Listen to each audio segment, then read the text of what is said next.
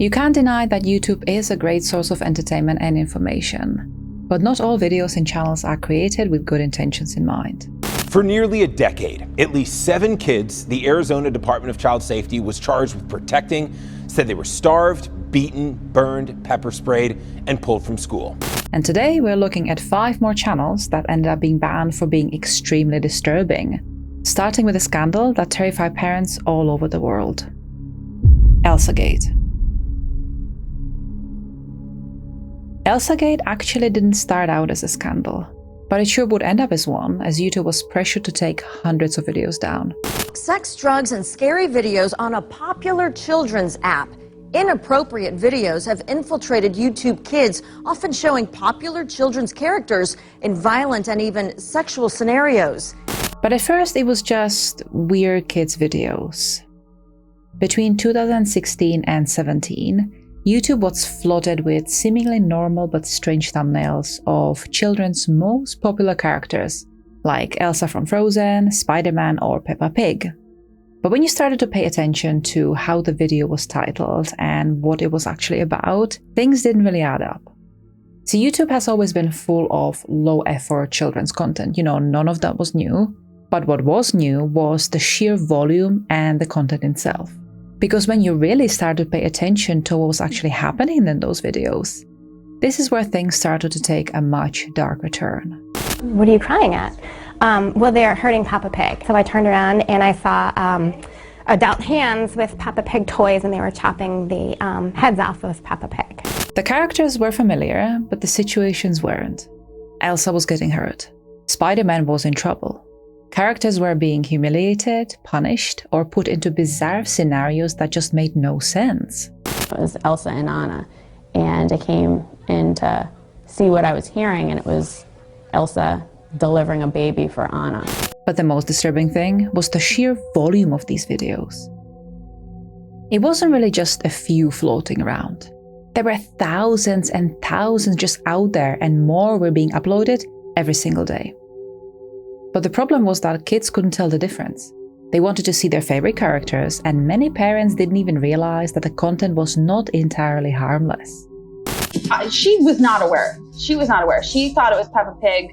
She just wanted me to not take it away from her because she was engrossed in what the video was. And so these videos would soon become to be known as Elsagate, Elsa for one of the most favorite characters, and Gate, a term often used in scandal situations. But this still did not explain why these videos existed in the first place. Until, of course, you stopped and really thought about the whole situation. And that's when it clicked. See, these videos were engineered to be irresistible to the algorithm. You had bright colors, popular characters, and constant motion. Kids were curious, they really wanted to see their favorite character in new scenarios. And so they continued clicking and watching, over and over again. It's basically fake news for kids. Right? And we're training them from birth to click on the very first link that comes along, regardless of what the source is. And this was bringing tons of money from ad revenue to the creators. And let's also not forget about that these videos were low effort, and so the creators were able to generate hundreds of them every day, ranking millions of views in total, making this whole thing extremely profitable. This is a very lucrative career. You upload these videos, they can be pretty low production value. It might take 1 or 2 people and a few hours to produce. And with millions and millions of hits, this is a full-time job for many people. Sadly, they're not worried about what our children are watching, how it might be influencing their psyche, their moods, their day-to-day. They're worried about how many clicks they get, how many views they get, so that they can earn their own living. But the creators also knew exactly how far they could push things without, crossing the line that would get them instantly removed. And the algorithm loved it. Because from YouTube's perspective, these videos were perfect. Kids were watching them on loop, watch time was insane, engagement was constant, and then autoplay just did the rest. And so there's autoplay, where it just keeps playing these videos over and over and over in a loop, endlessly, for hours and hours at a time. And there's so much weirdness in the system now that autoplay takes you to some pretty strange places. This is how within like a dozen steps you can go from a cute video of a counting train to masturbating Mickey Mouse. Now, eventually, parents did start to notice the weird and creepy things about these videos. And once people actually started compiling examples, The scale of this whole thing became impossible to ignore. There was an episode where I saw a popular character, and I think it was Peppa Pig again. They'd actually set fire to a house with one of the other characters in it to try and kill them. I mean, these are things that, for a child to see, that they're not quickly going to forget that. There were in fact thousands of channels and millions of videos that all had just one goal: keep kids hooked, watching. But sadly, this wasn't the most dangerous thing about these slob videos. Many psychologists actually came out to say how these videos can have a damaging effect on the kids that watch them. There's going to be confusion. Like, I'm expecting one thing, I'm used to one thing, and now it doesn't make sense. It's unfamiliar. And things that are unfamiliar are confusing and cause anxiety. What you have is software pulling in all of these different influences to automatically generate kids' worst nightmares. And this stuff really, really does affect small children, right? Parents report their children being traumatized, becoming afraid of the dark, becoming afraid of their favorite cartoon characters. And so parents decided to take the matter into their hands, and they began reporting these videos to the police. But no surprise there, the police couldn't really help. And so that's when YouTube had to finally step in. Many parents actually began stopping their kids from watching these videos as well as YouTube altogether, and they demanded that the platform started taking the situation seriously. And I actually deleted the YouTube app from the iPad so my child wouldn't get on it, and I thought YouTube Kids was safe. This is scary. Eventually, these channels were demonetized, with hundreds of thousands of videos being deleted. And in November of 2017, YouTube announced that they removed over 150,000 videos and demonetized nearly 2 million videos with inappropriate children's content. They even made changes to their own policies by adding a rule that videos with family-friendly characters cannot be monetized if those characters behaved inappropriately. But the damage was already done, because Elsagate wasn't just a genre. It was a proof that if you give the algorithm enough control, it will optimize straight past human decency without even slowing down. If you take one thing away from this, it's that if you have small children, keep them the hell away from YouTube. But now let's have a look at a viral creator who was living a very strange life with a very dark secret. Venus Angelic. What if I told you that from now on you had no say in what you do, what you wear, how you style your hair? Nothing. All these choices would be made for you, and you would have to pretend that you love it on camera for thousands of people watching. Well, this is exactly how it was for Venus Angelic, aka the living doll. The girl started when she was about 12, and together with her mother Margaret, they built her channel about this perfectly curated living doll persona. The clothes, the voice, the expressions, everything felt intentional.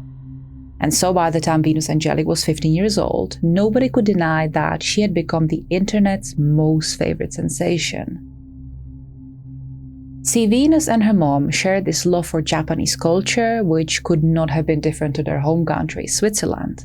And so the channel was basically their platform where Venus Angelic tried Japanese food, she was trying latest hair, clothing and beauty styles, and she even engaged in all sorts of Japanese traditions. She would then also make makeup tutorials and dance to Japanese music, so she was really all about portraying this Lolita lifestyle across all of what she was doing on YouTube. And people were loving it. So much so that her video she posted back in 2012, titled How to Look Like a Doll, gained 16 million views. And so Venus Angelic was no longer some random fan-like channel. She was a force to be reckoned with. But with such a massive sudden success came sacrifices as well. Concerned for her safety, her mother Margaret actually pulled Venus Angelic out of school and began homeschooling her. I'm homeschooled, so I study at home, and besides I do my videos and communicate with my fans. I have my daily schedule. But this is not where things stopped. Because Venus was locked up home practically 24/7, she became more and more isolated from the real world. And her mother was not helping the situation either. In fact, as Venus kept getting more and more subscribers, Margaret became more involved in the videos herself. But not only would she start responding to the comments on behalf of her daughter, but she actually launched her own separate YouTube channel, where she started posting all of these videos with Venus Angelic in them, which of course were gaining tons and tons of new views on their own. Hi, I am Venus. And I am Margaret, and we are very glad and happy to come to beautiful Lithuania. The pair also appeared on many TV shows and interviews, including Daybreak in London in 2012. And this was a huge deal, because it meant that Venus Angelic just got an exposure to a much broader audience that hadn't really been aware of her before. And her doll-like lifestyle triggered a massive interest, gaining her tons of new viewers. Why do you want to look like a living doll? Oh, I was always like this. I liked to dress in frilly dresses. I liked to tie my hair in pigtails. But then of course I turned a teenager and I discovered myself how and what I really want to be.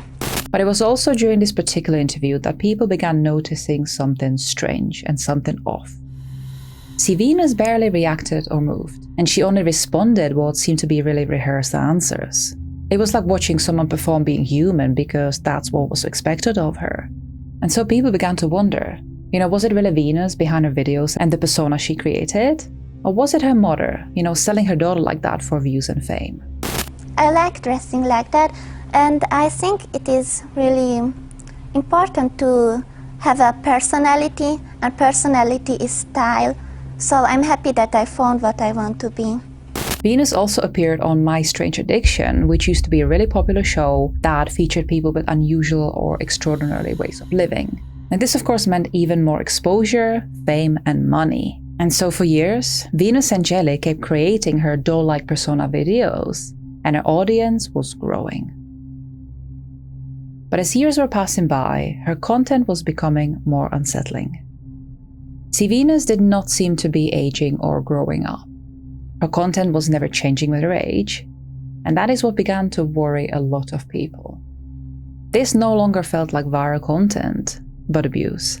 It's not sort of a normal part of childhood. I mean, I have a daughter too, and have to be honest with you, lovely as you are, Venus, I would be horrified if my daughter wanted to do this when she was 15.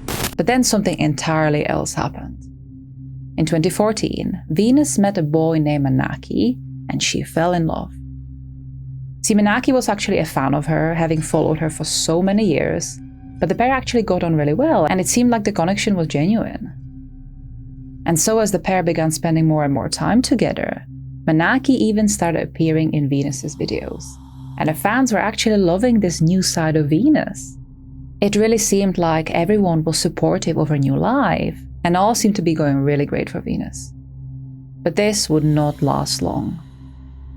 Suddenly, Manaki stopped being featured in Venus's videos, and everyone began wondering what really happened. Did the pair just break up? Or did someone else make the decision of cutting him off entirely like that? However, this was still nothing in comparison to what came next. In 2016, Venus uploaded a brand new video that shocked everyone. It was titled How I Ran Away From Home, and in this video, Venus did not hold back. In this video, I'm gonna talk about how I ran away from home and the reason why. She went on to expose the origins of her channel, what happened between her and Manaki, and she also delved into the relationship between her and her mother, Margaret. She talked about control, emotional manipulation, and how hard it was really to say no to the person who had shaped her entire life. Venus then explained that the channel was all her mother's idea, and that it was actually Margaret who had the full control over it, as well as Venus's social media presence. And so the girl actually had no say in what was being filmed, said or done, and every time she tried saying no, Margaret would emotionally manipulate her. And so she decided to completely cut the ties with Margaret.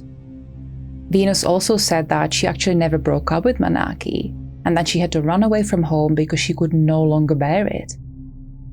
As the last strike, Venus changed her password so that Margaret could no longer access her daughter's accounts. And so for the first time ever, Venus began posting her own content, based on what she actually liked and thought of. The most important part was changing the password to my account and disconnecting any linked accounts so she can't have access to them anymore. But when Venus tried to take her independence, Margaret fought back, and publicly. She uploaded her own video titled Venus Angelic Marriage Story, where she shocked everyone by saying that Venus and Manaki were actually married. And even though that this video was meant to be there to tell Margaret's side of story, she actually turned it into something completely else. See, Margaret began going on and on about how she disliked Manaki, but then she also revealed that she had allegedly caught Venus in bed with another man. So she had taken a picture of the scene and sent it to Manaki, which created this whole new battle between the mother and her daughter. And the internet was of course caught in between of all of this mess, with fans siding with either of the women. But this is not where Margaret stopped. She used copyright strikes and accusations, and unfortunately these actually did get Venus's channel and her videos taken down. But Margaret kept going, and she continued to post her own videos with only one goal in mind: to destroy her daughter's reputation so that she had no fans or platform to ever come back to. But Venus's fans did exactly the opposite. They fought back, and they even created petitions for Venus to get her channel reinstated. She would get it back eventually, but when she returned, it was clear that something had changed. Her content was now darker, more erratic, and worrying in a completely different way. It was obvious that Venus had lost a lot of weight, and she looked unwell, like she was not able to sleep much. But her own content changed as well. What was once goofy and childish now became provocative, and so many of her all-time fans began to wonder if her childhood she had spent being watched, managed and monetized finally caught up with her, and whether this could have had long-lasting consequences. And so while Venus was finally free of her controlling and emotion-abusive mother, it is unclear what her future looks like. But while Venus lived a life with no control, the next channel on the list took things onto a much disturbing level. Toy Freaks. At one point, Toy Freaks was one of YouTube's most watched channels. But this would all change with how more and more unsettling the content was changing to be. See, the channel that was created back in 2012 was run by this man called Gregory Chisholm, a single father of two from Illinois. Gregory, who called himself Freak Daddy, was making these family-oriented videos with his two daughters, Victoria and Annabelle, who were both under 10 years of age at the time. Freaks, guess where we're at? At the carnival, woohoo! I love it so much I want to go every single day! And in these videos, Greg would prank his daughters, and they also perform all sorts of funny skits. And while this might sound like a nice way to spend the time with your kids, the channel was actually pretty creepy and disturbing. But still, over time, Toy Freaks managed to amass a whopping 8.5 million subscribers, making it a highly profitable channel, which was actually bringing up to $13 million in revenue annually. But that doesn't erase the fact that these videos were becoming more and more disturbing. See, the two girls were often pretending to be babies, and the videos were capitalizing on the bad baby phase, showing the girls misbehaving in all sorts of ways. And this was actually a huge trend on the platform back then, so they were gaining tons of views just from this. However, this is not the worst thing. See, in the videos, both girls were often in distress, discomfort, or in some sort of form of degradation, and so many people began fearing that the channel was actually using child abuse as a way of entertainment. The girls were seen spitting baby food, they were pretending to urinate on themselves or soiling themselves, or they were screaming with fear when Greg dropped a live frog into the bathtub when they were just playing in the bath together. Check this out. I caught a frog. Hey, I got a surprise for you. No, Jay, stop! But the creepiest thing is, while some people were rightfully horrified, others weren't there for irony or shock. They were there because of how uncomfortable it actually was. And that's when people started digging deeper.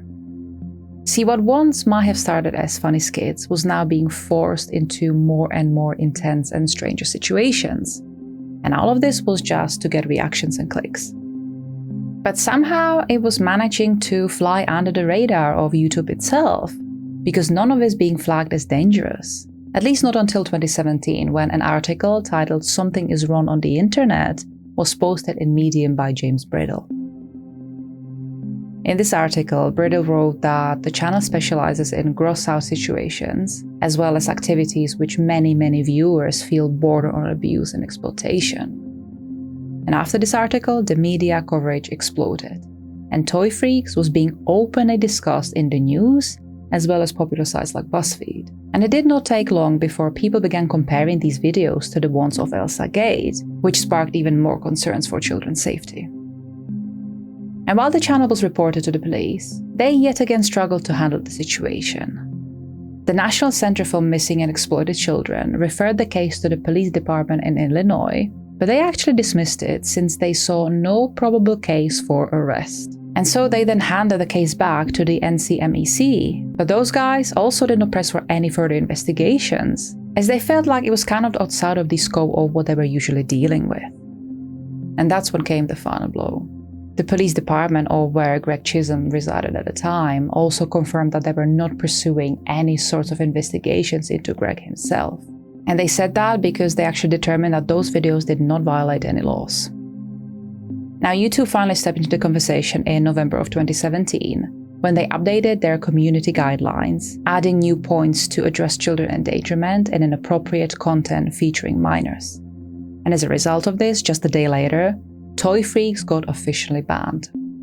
But Greg did not want to go away quietly. After the ban, he gave several interviews where he claimed that he wasn't aware that his videos were being shown on the YouTube Kids app, making it widely accessible to a very vulnerable and highly impressionable group. And then he wanted to turn the whole narrative around and began thanking YouTube and the community for reporting this, since it allegedly showed that they had his kids and others' children's safety at heart, which apparently reinforces faith in the YouTube community. But while the channel was taken down, the damage had already been done. Many psychologists expressed their concern for both girls, saying that being exposed to such treatment could have long-lasting consequences. And while Greg did not hide behind any of his deeply disturbing creations, this could not be more different for the person responsible for the next channel. Catch Me Killer. In February of 2009, a brand new video began trending on YouTube. Not because it was cute or informative, but actually because the person in it was claiming that he had taken the lives of 16 women. A man claims to be a brutal murderer, posting a bone-chilling video on YouTube entitled Confessions of a Serial Killer. The video was posted on a brand new channel called Catch Me Killer, and in it, this blurred person with a distorted voice stated that he was responsible for 16 unresolved crimes that nobody had any leads for. I decided to confess to some things. I decided to do it on YouTube because there's millions of people. But not only this, he would then follow up with a twisted game. He was going to lead people to all of his victims, one body at a time, and only when all of the victims were found, he was going to unmask himself and come forward. One body at a time. And one body is found. And then the police search that body. Once all 16 bodies are found, you'll know exactly who I am. Now, the mysterious killer stated that he was going to reveal a new clue every week, but only if the police did not start searching for him. Now, for obvious reasons, this video went immediately viral, and thousands of people began wondering the same question. Who was this person? And was he telling the truth? And so, with seemingly no other option, people began playing his game, and they soon realized that he might just be the real deal.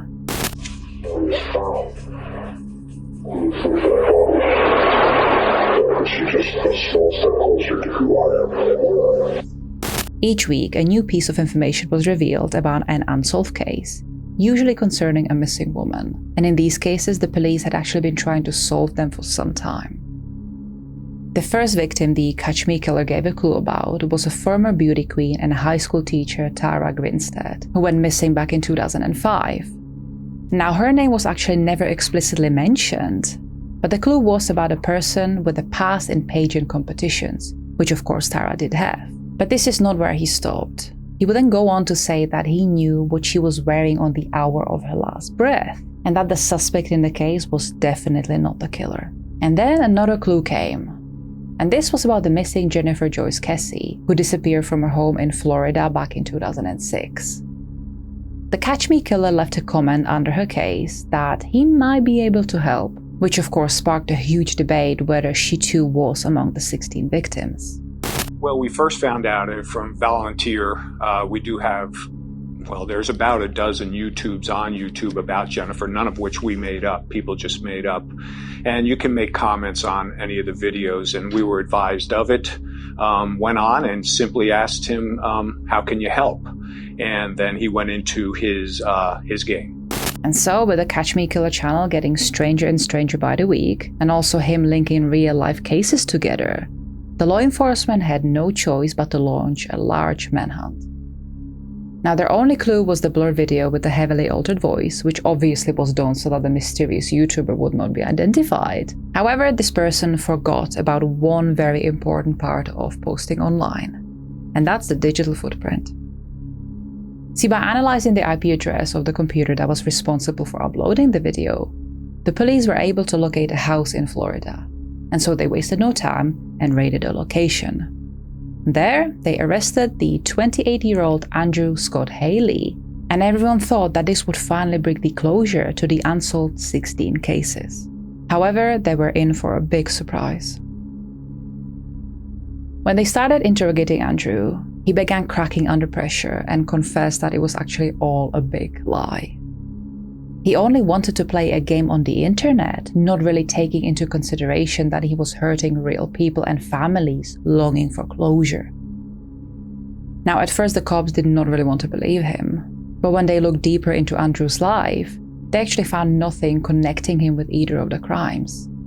So yes, the Catch Me Killer persona was just a hoax, but even though Andrew was not the real killer, this did not mean that the case was over. The problem was that by pursuing him, the police wasted tons and tons of hours and resources that could have been allocated elsewhere. And so for this, his case went to trial, and Andrew would be charged with evidence tampering and making false statements. But this was not the end. The Georgia Supreme Court ruled that the prosecutors actually lacked the evidence to prove Andrew indeed tampered with evidence in any of the unsolved cases. And so they ordered his conviction on this charge to be overturned. And then his attorneys also argued that Andrew's comments in the 2009 YouTube video were protected speech under the First Amendment. Now, this actually didn't hold up because the Supreme Court concluded that Andrew told lies about real unsolved cases that obviously would have attracted the attention of authorities. And so, for lying to the police and leading them astray, Andrew was sentenced to 2 years in work-related program and several more years of probation. The Catch Me Killer channel was banned on YouTube, and his videos that caused pain to real people were deleted. But while Andrew's actions had real-life consequences, in our next and final case, they would be tenfold worse. Fantastic Adventures. Fantastic Adventures was a YouTube channel created in June of 2012, and it quickly became one of the biggest and most popular family channels ever created. The channel was run by Michelle Hobson, who was making family-friendly videos with her 7 adoptive children. And these videos were attracting lots of attention, as people really enjoyed watching the daily lives of these kids who finally have found a seemingly happy and safe home. And so by 2019, the channel actually attracted over 800,000 subscribers and gained over 250 million views, transforming this channel into a very lucrative business. But where there's money and fame, there's usually problems, and this case was no different. It was particularly Michelle who became obsessed with having this kind of money, and she set out to do whatever she had to be able to maintain this newfound wealth. And things went quickly wrong when she stopped being this caring mom everyone knew her to be, and turned into a monster. First, Michelle pulled all of her kids out of school so they could not only film more content, but also rehearse these tight scripts and scenes she had created. Do you go to school? Nope. I'm homeschooled, but I don't even do school homework at home or anything. Michelle really wanted to ensure that all hours of the day were being spent on the channel, and it seemed like nothing else mattered. But with this came other serious issues. This newly set regime was becoming too much for the children, and so they were not always 100% in. They began complaining and telling Michelle that it was becoming too much, but Michelle did not care. Not only did she make them do things they really didn't want to do, but she also became cruel.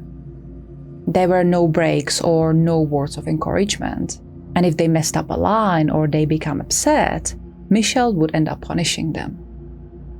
They would have to skip meals, they wouldn't get washed, their diapers wouldn't get changed, and they weren't being given enough attention. Doesn't let us do anything at all. She doesn't even let us go play outside. She starved me for 5 days straight. I threw up one day because of it. She didn't care. She still did not feed me. But Michelle actually took it way further. She began putting them in ice baths, and she even used pepper spray on them. She used her phone to pound on my head. His stomach is literally covered in bruises. She spits in people's faces. She makes us sit with the pepper spray on us for a whole entire day straight. She emptied 2 bottles on me. Those canisters eventually found in the mess of the home next to diapers. If we pee ourselves, she doesn't let us have water for at least a whole entire day straight. Soon, the children were forced to not only start taking care of themselves and their younger siblings, but they also had to clean the house and cook for Michelle, while she just sat around all day and smoked one cigarette after another. One room in the house was immaculate, likely for filming. The rest, filthy. It was a collective failure of the system. Now, the whole house was also fitted with multiple cameras, and so Michelle was actually watching what the kids were up to on her phone. This is as bad of a case without any fatality as I can remember ever reviewing. I mean, there was violence perpetuated on the genitals of small children. They were locked in a room. They were deprived of food. And it was all done if they didn't perform these little skits and these little videos. And while all of this sounds like Michelle was running a house of horrors, luckily this would not go on forever. In 2017, Michelle's neighbors spotted one of the children running through the neighborhood without any clothes, and so feeling that something could be wrong, they contacted the Arizona Department of Child Safety. But when the welfare officer investigated the house, they actually didn't find anything distressing because Michelle managed to convince them that all was fine. I spanked the child, like, what? No crime in the house? No. You're not telling me what was said? No, I'm not going to tell you because there's an investigation. Now, this was actually not the only time the child services came to the house. In fact, there were other 9 occasions where Michelle was investigated. But in all of those instances, there was just never any proof that Michelle was doing something wrong. Not only did DCS fail to catch the abuse during their monthly visits when Michelle was fostering 14 kids over a decade, some until 2019, but the state agency was alerted over and over about visible signs of neglect and abuse. Ms. Hobson specifically chose children that had significant mental health issues, knowing full well that those with significant mental health issues are going to be less believable. However, this would soon change when someone Michelle never thought of ended up telling the police everything. In 2019, one of Michelle's biological children, a daughter named Megan, was asked to take one of the girls to the dentist. Now, upon this visit, it was actually discovered that the girl's teeth were all rotten. And so on the way home, Megan had a long conversation with the girl who finally broke down and told Megan everything. Megan then went on to record a conversation as proof of the abuse, and she went on to tip off the law enforcement about her mother. Last time CPS and cops came, I wanted to tell them the truth, but they wouldn't let. My mom told me to say all lies, and if I didn't say lies, she threatened me and said she was going to kill me. And this time, when the officers visited Michelle's house, they finally saw the bigger picture of what was really happening behind the closed doors. In the police paperwork, it says they were malnourished. It looks like they weren't sleeping. The kids told police they were thirsty and hungry, according to documents filed by prosecutors. They gave one of the little boys a bottle of water, and in the matter of 20 minutes, he drank 3 bottles of water, looking like he hasn't had water in days. We're going to protect you. Is there anything in here that you want to eat right now while we're waiting? Seriously, anything. Look, you got some chips. She's going to smell my breath. No, she's not. No, she's not. No, she's not. You're not going to talk to Mom right now. The kids then began telling the officers what sort of abuse they would have to endure, with one of the boys telling them that he had to stand in a corner with his arms in the air from 6 a.m. to 12 a.m. We go to bed, and the next morning she won't let us out. Like, we ask her, and she says no. She makes us sleep in a green closet. How many other people sleep in there? 3. 3 other kids that sleep only in pull-ups. And she has a lock on it, so we can't get out to have to pee. If she was in a bad mood, Michelle would reportedly remove the light bulbs, and the kids, they'd be locked in the dark, starving in dirty diapers for days. We didn't get a single record from DCS, but we got enough from Maricopa police reports, going over hundreds of pages and photos, as well as hours of body camera footage that reveal DCS failed to remove the kids, despite nearly a dozen detailed reports. And so with so much evidence, Michelle was quickly arrested and she was charged with 30 felony counts of mistreatment. Michelle Hackney has denied using extreme disciplinary actions against the children. She says the only form of punishment she used was making the kids stand in the corner, along with spanking and grounding them. Now her two biological sons, who were also living in the house at the time, were initially arrested as well for failing to report abuse, but those charges were later dropped. The older son, Logan, said that they were treating YouTube like a job, and that he and his younger brother, Ryan, were actually getting thousands of dollars per month for editing. The videos were filmed and edited by Michelle's older biological sons. The family even had a green room for special effects. She was making, I think the last few months, hundreds of thousands of dollars a month. Now, this was of course a huge shock to the fans of the Fantastic Adventures channel, since they had no idea that the life off camera these 7 children were leading was straight out of a horror movie. In hindsight, there was some mistakes. 2 years later, a supervisor would write, "The children were subject to more abuse because of their failures." They interviewed the kids right in front of her. So we got scared to tell again, because that was after the cops came once. For all their mistakes, Lieutenant Turner and Officer Co.Ag were suspended without pay for 10 hours. Does that seem like appropriate punishment to you, given how many more months the kids suffered? Unfortunately, when we make mistakes as a police, the stakes are high. And we can't make that hurt go away. We have to own that and move on. They shirked their responsibility, and sadly, these children had to live in this sort of torturous environment for far too long. We probably report to DCS, I would say, at least 5 times a day. And then you magnify that across the state. The Arizona legislature, year in and year out, has not given these caseworkers the resources, the training, the payment and salary they need to make sure children are safe. When trauma happens to a child, it's severe and it's long lasting. Finally, YouTube also stepped into the conversation and the channel was officially banned. But after the scandal, there was actually one more development in the case. Just a few months into her sentence, Michelle died in prison due to her health issues, and the charges against her were dismissed. And while she's no longer alive or certified as a foster parent, DCS still declined to share any records since they want to keep this case under the wraps. It's been 2 years now since Hobson was arrested. 2 years for DCS to reflect on all of those unsubstantiated reports, those missed opportunities to save the children sooner. Not only did the agency deny all of our interview and public records requests, they declined to answer if any changes have been made or any employees held accountable. You can't have accountability unless you have transparency. And DCS is an organization that we know one thing. They do not like this type of information finding its way into the public domain. Do you think any of the kids should live there? No. I think they're not safe there. The older sister called this cell phone video a, quote, last-ditch effort to save her siblings. I want to get them out of there, and I don't want CBS to play their games. I want all my other sisters and brothers to be in a safe home. I love you, and I don't even know you. I love you too, because you're saving me from this house. I know, baby. Now, as for the 2 sons, Ryan and Logan, they actually ended up back in court in 2023 for multiple counts of sexual misconduct with minors. They pled guilty to the charges and were sentenced to 4.5 years in prison in Logan's case and 3.5 years in Ryan's case. And both were also ordered to register as sex offenders once they're released. Hopefully, these 7 children have since been placed into a much safer home and that they can have a brighter future now that they no longer live in the House of Horrors. If you ever come across something that doesn't feel right, please report it, because you could be saving someone else's life without ever even knowing about it. Until next time.